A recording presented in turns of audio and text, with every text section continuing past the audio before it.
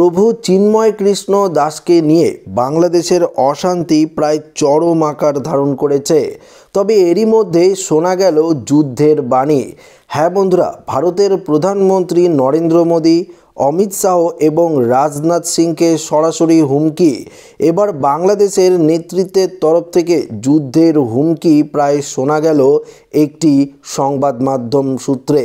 হ্যাঁ বন্ধুরা, কি বলেছে বাংলাদেশে এবার ভারত বিরোধী আন্দোলনের নেতৃত্বের মুখে যুদ্ধের বাণী শোনা গেল।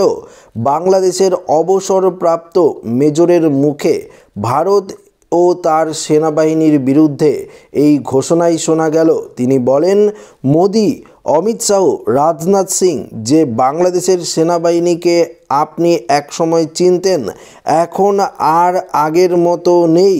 তারপর আমরা এখন যুদ্ধের জন্য প্রস্তুত এবং যে কোনো প্রতিপক্ষকে মোকাবিলা করার জন্য প্রস্তুত।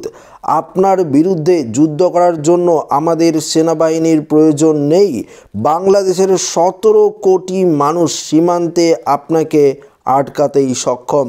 তো বন্ধুরা, আপনারা দেখতেই পারলেন যে প্রতিপক্ষ যুদ্ধের বাণী প্রায় সরাসরি আমরা দেখতে পারলাম, যুদ্ধের বাণী প্রায় দিচ্ছে একতরফে, যেটা আমরা সরাসরি এই ভিডিওটির মাধ্যমে বুঝতে পারলাম যে বাংলাদেশের এক অবসরপ্রাপ্ত সেনাবাহিনীর মুখেই কিন্তু এমনটাই শোনা গেল।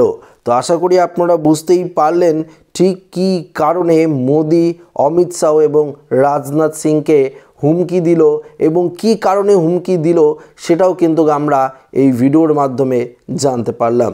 তো আশা করি ভিডিওটি প্রত্যেকের ভালো লেগেছে। ভিডিওটি ভালো লাগলে লাইক করবেন, বন্ধুদের সাথে শেয়ার করবেন, নতুন হয়ে থাকলে চ্যানেলটিকে সাবস্ক্রাইব করে নেবেন। ধন্যবাদ।